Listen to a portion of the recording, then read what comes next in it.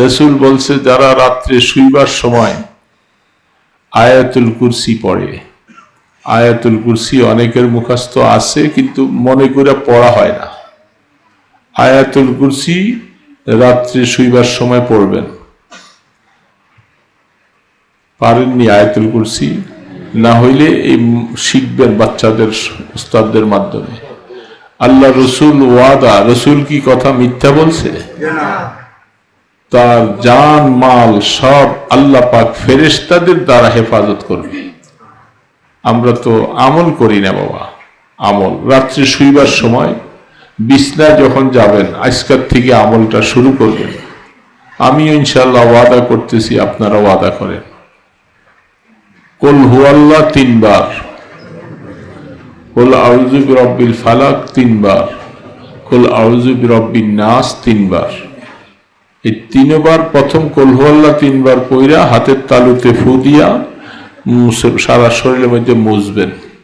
আবার কুল আউযু বিল ফালাক 3 বার পইরা হাতের তালুতে ফু দিয়া সমস্ত শরীর মুছবেন। কুল আউযু বিরাব্বিন নাস 3 বার পইরা হাতের তালুতে ফু দিয়া শরীর মুছবেন। আল্লাহ পাক বলেন চোরের থেকে বাঁচা থাকবা, শয়তান থেকে বাঁচা থাকবা, তোমার জান মালের হেফাজতের জিম্মাদারি আল্লাহ হবে।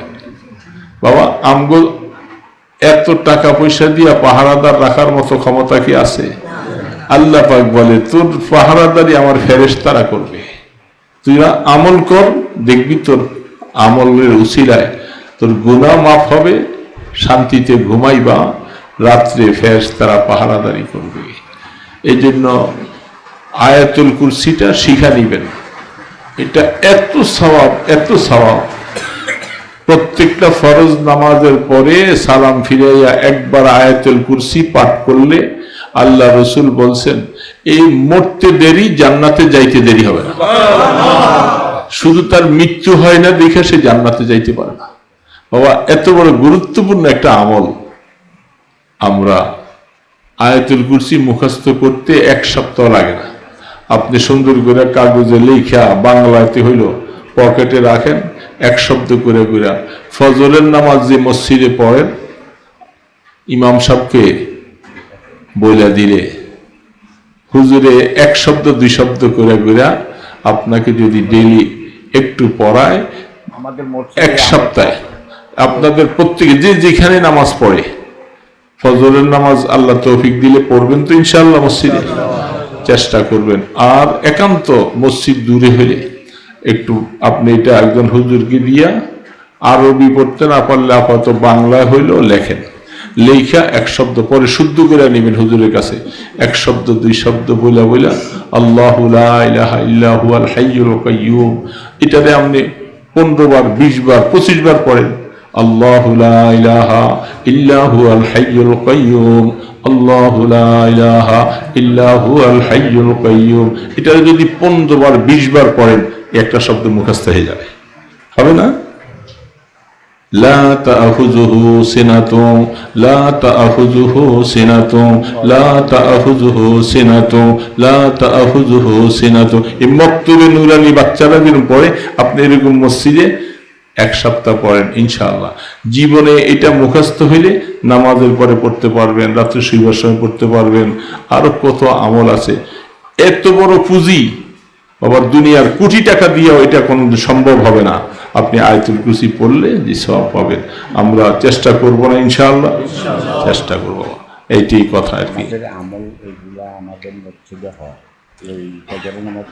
এই হওয়ার দ্বারা লাভ নাই। আমি যেটা বলছি শোনেন, আপনি আমল মসজিদ পর্যন্ত করলেন, এখন রাত্রে শুইবার সময় ওনার কে পড়াইব? মাশাআল্লাহ, কথা হইল এটা সবক শুধু পড়ানো নয়, সবক নিতে হবে। বুঝেন নাই? আপনি সবক দিয়ে দিলেন, আবার মাঝে মধ্যে ওনার থেকে শুনবেন। আপনি হুজুর একটু মেহরবানি করে আপনি শোনান, আপনি শোনান, আপনি শোনান। এইভাবে ছাত্রদের মতো সবক দিতে পারবেন না আপনারা? না শরম করবে? আরে বাবা, শরম করলে তো আপনি শিখতে পারবেন না। আপনি এখন সৌদি আরব যাইতে হলে যদি আপনার এগুলি কিছু শিখাইতে হয়, ওইখানে তো আপনি শরম লাগে না। হ্যাঁ, এখন আপনি আখিরাতের পুঁজি নেওয়ার জন্য শরম করলে শিখতে পারবেন না। রাত্রে শুইবার সময় ঘুমের দোয়াটা আল্লাহুম্মা বিইসমিকা আমুতু আহইয়া, শুইবার সময় বালিশের মধ্যে মাথা রাইখা এই আয়াতুল কুরসি পড়েন, তারপরে আস্তাগফিরুল্লাহ 3 বার পড়তে পারবেন। আল্লাহ সুবহানাহু তাআলা কোরআন শরীফ বলতেছেন যে আমি যার জন্য ভালাই চাই তাকে অনেক সময় পুত্র সন্তান দেই, আবার কাহাকেও আমি মেয়ে সন্তান দেই, কাহাকেও আমি আবার বাঁধা রাখি, তাকে কোনো সন্তানই দেই না। তো আমার আল্লাহ পাকের ফয়সালার উপরে রাজি থাকা, এটা ঈমানের পরিচয়। কোনো ঈমানদার এই ব্যাপারে অসন্তুষ্ট হওয়া, এটা কুফরির আলামত। যেমনটা আগের জমানায় কাফের মুশরিকেরা, আপনার খান চা খান, কাফের মুশরিকদের কাছে যদি এইভাবে মেয়ে সন্তানের সংবাদ দেওয়া হতো, তাদের চেহারা মলিন হয়ে যেত, তারা অসন্তুষ্ট হয়ে যেত। কোরআনে আল্লাহ পাক বলছেন, ওয়াইজা বুশিরা বিল উনসা যাল্লা ওয়াজহু মুসওয়াদ্দা, কাহাকেও যদি মেয়ে সন্তানের ব্যাপারে সংবাদ দেওয়া হতো, তাদের চেহারাটা কালো হয়ে যেত, তারা মেয়ে সন্তান পছন্দ করে না। অথচ আল্লাহ রসুল কি বলছেন, আমি আল্লাহ যাকে একটা মেয়ে দিয়েছি, 2টা মেয়ে দিয়েছি, 3টা মেয়ে দিয়েছি, সে এর উপরে সন্তুষ্ট আছে এবং মেয়েগুলাকে লেখাপড়া শিখাইয়া মানুষ বানাইয়া তাদেরকে সৎপাত্রস্থ করেছে। কিয়ামতের ময়দানে ওই মা বাবা এই মেয়ে 3টার উসিলায় আল্লাহর জান্নাতে চলে যাবে। একজন সাহাবী জিজ্ঞাসা করলেন, ইয়া রাসূলুল্লাহ, যদি 2 জন হয়? রাসূল বলেন, 2 জন হলেও। তাহলে মেয়ে সন্তান জন্মগ্রহণ করার পরে খুশি থাকা, এটা ঈমানদারের পরিচয়। ঈমানদার ছেলে হলে শুধু খুশি হবে আর মেয়ে হইলে বেজার হয়ে যাবে, এটা কাফেরদের আলামত, ঈমানদারের আলামত না। পুত্র সন্তান যেমন আল্লাহ পাকের নেয়ামত, মেয়ে সন্তানও আল্লাহ পাকের নেয়ামত। অনেক অনেক সময় এগুলি উল্টা। হাদিসের মধ্যে আসছেন, গতকাল পরশু আমি বুখারী শরীফের হাদিসের দর্শে এই কথাটা দেখেছি। হযরত সাদ ইবনে মুআয রাদিয়াল্লাহু তাআলা আনহুর কথা। আমি কিছু ভূমিকা বলতেছি, অসুবিধা হইতেছে না তো? হযরত সাদ ইবনে মুআয রাদিয়াল্লাহু তাআলা আনহু অনেক বড় একজন সাহাবী ছিলেন, অনেক বড় সাহাবী।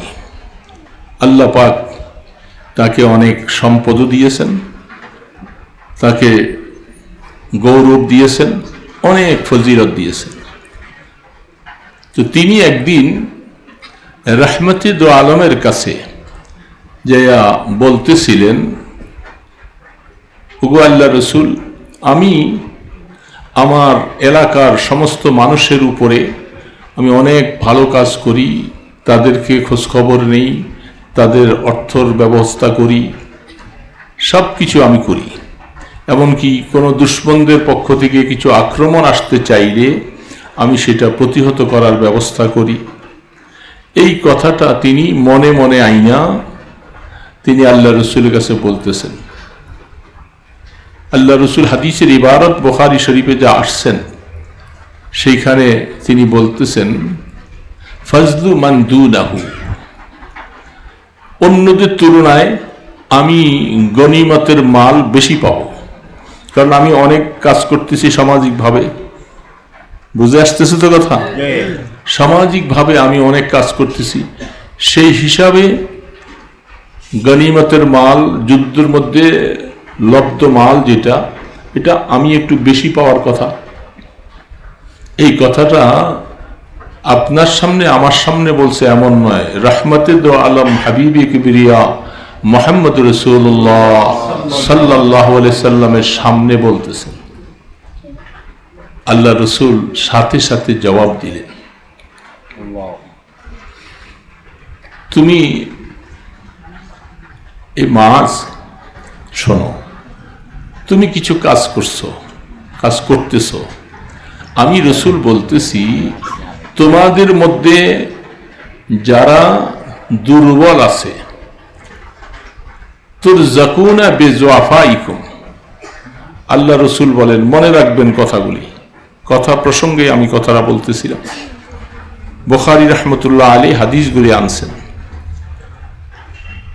তোমাদের মধ্যে যারা দুর্বল মানুষ, কামাই করতে পারে কম, মেয়েরা যারা আছে ওরা এরকম বাবার সংসারে তত বেশি কাজ করতে পারে না, আবার কিছু সন্তান আছে হয়তো অন্ধ, কিছু সন্তান আছে লুলা, এরকম এরকম মানুষ যারা আছে, ঘরের বাবা অথবা ভাইয়েরা তারা মনে করে যে এগুলি আমাদের সংসারে একটা বোঝা, সে বসে বসে খায়, কামাইও করতে পারে না, এই মেয়েগুলিও সমাজের মধ্যে আমার সংসারে একটা বোঝা, এটা মনে করে। আল্লাহ রসুল বলেন তুরজাকুনা বিজওয়াফাইকুম, অথচ আল্লাহ সুবহানাহু ওয়া তাআলা বলেন তোমার ব্যবসায়, তোমার চাকরিতে, তোমার ক্ষেত খামারে বরকত যে হইতেছে, এই বরকতটা এদের উসিলায় বরকত হইতেছে। যারা এরা দুর্বল, এই দুর্বলদের উসিলায় আল্লাহ তোমার কামাইয়ের মধ্যে বরকত বাড়াই দিতেছে। তাহলে তুমি যদি তাদের উপরে এরকম কিছু ভালো কাজ করার কারণে গনিমতের মাল তুমি ডাবল চাও, তাহলে তারা যে দোয়া করতেছে, তাদের দোয়ার উসিলায় তোমার যে কামাইতে বরকত হইতেছে, তারাও তো দ্বিগুণ পাওয়ার কথা। হযরতে সাদ ইবনে মুআয রাদিয়াল্লাহু তাআলা আনহু মাথা নিচু করে আফসোস করলেন, হায় আমি এই ধারণাটা যে করলাম এটা ভালো করি নাই। এটা বোঝা যাচ্ছে যে যারা, এই হাদিসের আরো লম্বা লম্বা কথা আছে, যারা সে বেশি ভালো কাজ করতে পারে না সমাজে, কিন্তু সে দোয়া করতে পারে, সে বসে বসে দোয়া করে। বাবা বুড়া হয়ে গেছে, কাজকর্ম করতে পারে না, সে দোয়া আছে। মা কাজ করতে পারে না, সে দোয়া করতেছে। মেয়েগুলি তোমার সংসারে এত কাজ করতে পারে না, তারা বসে বসে দোয়া করতেছে, আল্লাহ আমার বাবার স্বাস্থ্য সুস্থ ভালো রাখো, কামাইতে বরকত দাও, ফসলে বরকত দাও এবং তাদেরকে ভালো রাখো। এই যে দোয়াগুলি করতেছে, তাদের দোয়ার উসিলায় আল্লাহ তোমাদের মধ্যে সব দিক দিয়ে বরকত দিতেছে। তাহলে বোঝা দরকার আসলে আমি যে কিছু করি এমনটা নয়। আরেকটা হাদিস আসছেন বুখারী শরীফে, তার 2-3 পৃষ্ঠা পরে বুখারী রাহমাতুল্লাহ আলাইহি তিনি হাদিস পেশ করতে যাইয়া বলছেন, ঘটনাটা কোন সাহাবায়ে কেরাম বলছেন এটা উহুদের যুদ্ধের ঘটনা, আর কোন সাহাবাদের কথা হইল খায়বরের যুদ্ধের ঘটনা।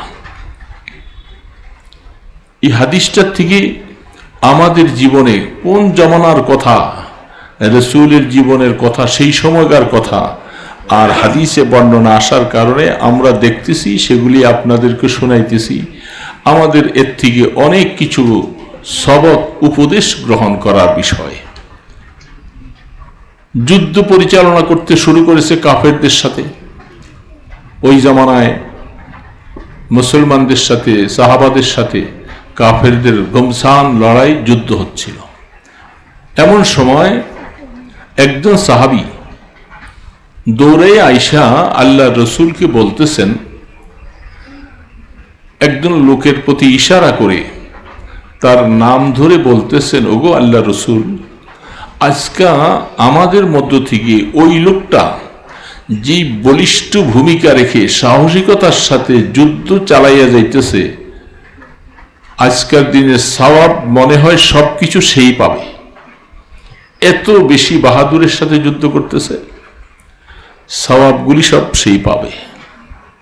সাহাবায়ে কেরাম শুনতেছেন, তার কথা খুব বল বিক্রমের সাথে, সাহসিকতার সাথে কাজ চালাইতেছে, কাফেরদের সাথে লড়াই চলছে। এমন সময় কথা বলা শেষ, হাবিবি কিবরিয়া রহমতুল আলম মুহাম্মদ রাসূলুল্লাহ সাল্লাল্লাহু আলাইহি ওয়াসাল্লাম তিনি সাথে সাথে বললেন, ওয়াহুয়া মিন আহলিন নার। কঠিন শব্দ। সাহাবারা, যার সম্পর্কে তোমরা এতক্ষণ এই যে প্রশংসা করলা, ওই লোকটা তো জাহান্নামী। কি হলো বলেন তো? এত প্রশংসাওয়ালার ব্যাপারে যখন আল্লাহর হাবিবের পক্ষ থেকে, দুনিয়ার কোনো মানুষ না, যার কথা দুনিয়া সব পাল্টে যেতে পারে, তার কথা পাল্টাবার কোনো সুযোগ নেই, তিনি যখন এই কথা বলে ফেললেন, ওহু আমিন আহলিন নার, যার সম্পর্কে বলতেছো সে তো জাহান্নামী, সাহাবায়ে কেরামের চোখ বড় বড় হয়ে গেছে। আশ্চর্য কথা, যার এত প্রশংসা চলল, আজকের দিনের সওয়াব সব সেই পাবে, আর তার ব্যাপারে রাসূল ঘোষণা দিয়ে দিল যে সে জাহান্নামী। চোখ বড় হয়ে গেছে। কিন্তু দুনিয়ার কোনো মানুষ বলে নাই, রাসূল বলছেন, এই কথার উপরে কোনো প্রতিবাদ করার ক্ষমতাও কারো নাই। সাহাবায়ে কেরাম মাথা নিচু করলেন, একই ব্যাপার। এখন প্রশ্ন এখন আর করলেন না। একজন সাহাবী বলতেছেন, আমি দেরি করলাম না, সাথে সাথে ওই লোকটার অবস্থা দেখার জন্য আমি তার পিছে পিছে যাচ্ছি। কেন রাসূল তার সম্পর্কে জাহান্নামের কথাটা বলছেন, আমি দেখি সে কি করে। সে তো যুদ্ধের ময়দানে, অথচ জেহাদের ময়দানের মধ্যে যে সমস্ত সওয়াব জেহাদের ময়দানে সাহাবায়ে কেরামের জীবন চলে যাচ্ছে, শহীদ হয়ে যাচ্ছে, সেই জায়গার মধ্যে তো তার ঘোষণাটা আসার দরকার, শহীদের ঘোষণা। শহীদের ঘোষণা না এসে উল্টা আসলো কি সে জাহান্নামী। সাহাবায়ে কেরাম সবাই খামোশ, আর ওই লোকটা পিছে পিছে যাচ্ছে। ফালাম্মা ওয়াকাফা ওয়াকাফা ওয়াসারা সারা, হাদিসের মধ্যে ইমাম বুখারী রাহমাতুল্লাহ আলাইহি বলেন, সে যেখানে দাঁড়ায় আমিও তার পিছে দাঁড়াই, সে যেখানে চলতে থাকে আমিও চলতে থাকি। এই অবস্থায় চলতে চলতে চলতে চলতে হঠাৎ করে দেখা হলো বিপক্ষের পক্ষ থেকে তরবারির আঘাত আসলো, সে মাটিতে পড়ে গেল। তো আমি চেষ্টা করলে তার ঘাতক যে আছে তাকে আক্রমণ করতে পারতাম, কিন্তু আমার মায়া লাগলো না, কারণ তার ব্যাপারে রাসূল ঘোষণাটা কঠিন দিয়ে ফেলছে। কথাটা বুঝতেছেন তো? খুব মনোযোগ সহকারে বুঝলে বোঝা যাবে। বুখারী riwayat বলছি। সে মাটিতে পড়ে গেল, বিষাদ জ্বালনায় ক্ষুধা কষ্ট পাচ্ছে। আমি দাঁড়িয়ে দেখতেছি কি করতেছে। কিছুক্ষণ পরে সে যখন যন্ত্রণা টিকতে পারে না, জান যায়ও না, সহ্য করতে পারে না, এই অবস্থায় তার হাতের তরবারিটা, ধারালো তরবারিটা মাটির মধ্যে এইভাবে ডাকটা গাড়াইছে, তার মাথাটা উপরের দিকে দিছে, দিয়া মাথাটার মধ্যে এই বুকের মাঝখানে এই জায়গাটা লাগাইয়া জোরে চাপ দিয়া আত্মহত্যা করে মরে গেছে।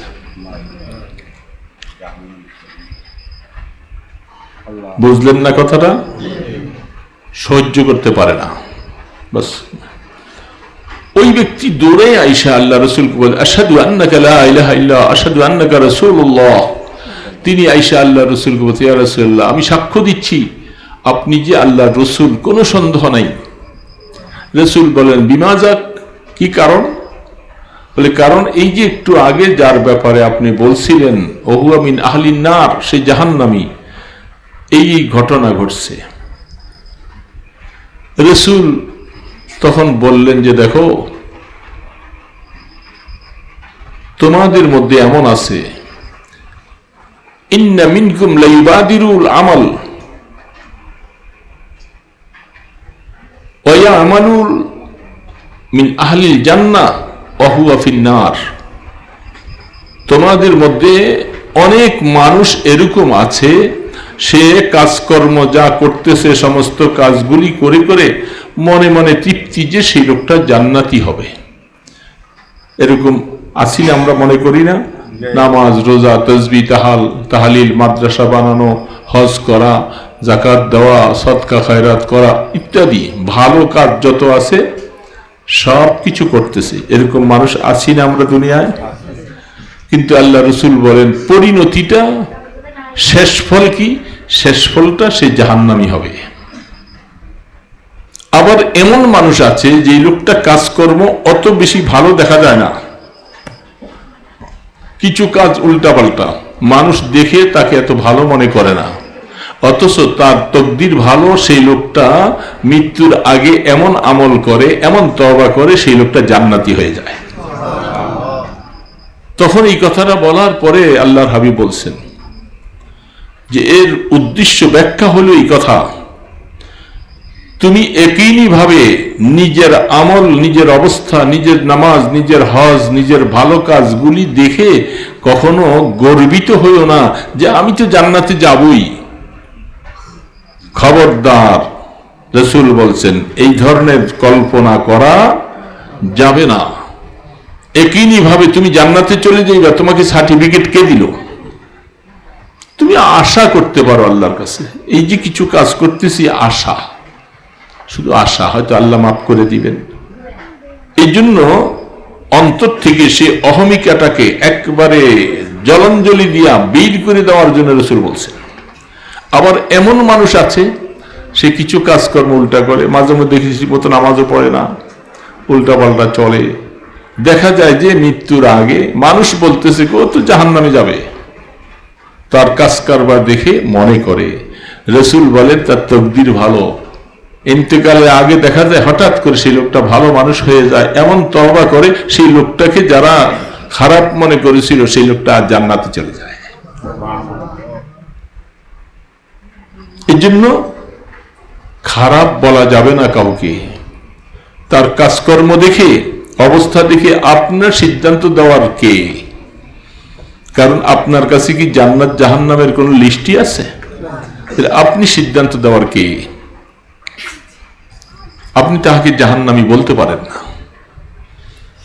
হ্যাঁ, তার আমল আপনার কাছে কিছু খারাপ লাগতেছে, আমলটার ব্যাপারে আপনি একটু অসন্তুষ্ট হলেন, কিন্তু এই লোকটা যদি এখন ভালো মানুষ হয়ে যায়, তওবা করে, আল্লাহ পাক বলে আমার জন্য, আমার কাছে রাস্তা খোলা, কারণ আমি মানুষের তওবা কবুল করনেওয়ালা।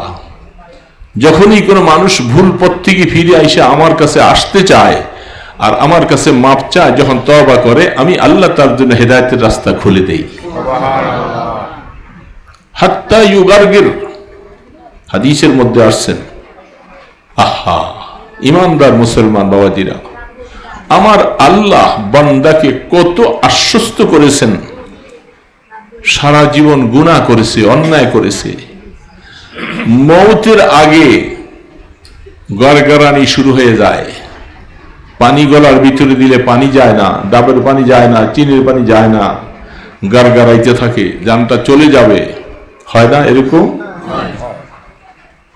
এই সময়ও যদি কোন আল্লাহর বান্দা সে আল্লাহর কাছে এখন তওবা করে যে আল্লাহ আমি বুঝি নাই, আমি জীবনে কত অপরাধ করে ফেলছি, আল্লাহ আমি তখন কবরে চলে যাব, আল্লাহ আমি তওবা করতেছি জীবনের গুনাহ থেকে, তুমি আমাকে মাফ করে দাও। আল্লাহ রাসূল বলেন এই সময়ে যদি সে খাঁটি তওবা করে, আমি আল্লাহ তাকে মাফ করে দিই। দেখছেন অবস্থাটা? এই জন্য কাহাকেও অবহেলিত, তাকে উল্টা অবস্থা দেখে ক্রিটিসাইজ করা, তিরস্কার করা, তাকে জাহান্নামী বলা, এটা কোনোভাবে জায়েজ নাই। আল্লাহর বান্দা কোনো মানুষকে আপনি ঘোষণা দিয়ে জাহান্নামী বললে আপনার কি লাভ? কিছু লাভ আছে? কোনো লাভ তো নাই। বরং আল্লাহর হাবিব বলেন, আমার একটা ভুলাবালা উম্মতকে তুমি বুঝাই সমঝাইয়া তাকে যদি সুন্দর করে হেদায়েতের রাস্তায় উঠাইয়া দিতে পারো, এটা তুমি একটা বিশাল কাজ করেছো। বরং তাকে দূরে ছেড়ে দেওয়া, এটা জিম্মাদারি তো তোমাকে দেওয়া হয় নাই। এই কারণে মানুষকে এই হাদিসের আলোকে বোঝা যাচ্ছে, এত বড় কাজ করার পরে সেখানে মুহাদ্দিসিনে কেরাম অনেক ব্যাখ্যা লিখেছে, এটাই মজলিসে বলার কথা না, সংক্ষেপে শুধু বলছি। দুইটা কারণে সেই লোকটাকে রাসূল জাহান্নামী বলছে। একটা কারণ হলো আল্লাহ পাকের তরফ থেকে রাসূলকে জানিয়ে দেওয়া হয়েছে এই লোকটা মুনাফিক, এই লোকটা মুনাফিক। মুনাফিক বুঝেন তো? মুনাফিক একটা কঠিন, একটা আমলের দিক থেকে মুনাফিক, আরেকটা হইল আকীদা এতেকাদের দিক থেকে মুনাফিক।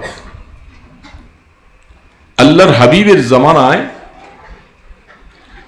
আকীদাগত ব্যাপার, যেটা দিলের বিশ্বাস, যেটার কারণে মানুষ ঈমানদার হয়, যেটার কারণে মানুষ বেঈমান হয়, এটা হলো এখানে কলবের থেকে। বাহ্যিক অংশগুলি, হাত পা কান দিয়া যা কাজ করি, এগুলি হলো জাহিরি আমল।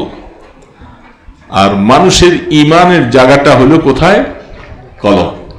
বলেন তো কোন জায়গাটায়? কলব। আল ঈমান হা হুনা, আল ঈমান হা হুনা, আল ঈমান হা হুনা, আল্লাহ রাসূল বলতেন ঈমানের জায়গা এখানে, ঈমানের জায়গা এখানে, ঈমানের জায়গা এখানে।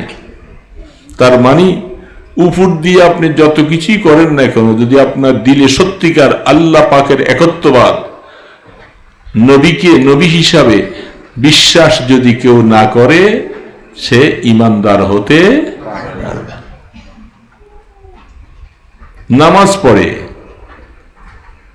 কোরবানি দিয়েছে, হজ করতে গেছে, কিন্তু এগুলি সে দেখার জন্য করতেছে, অন্তরে আল্লাহর জন্য বিশ্বাস নেই।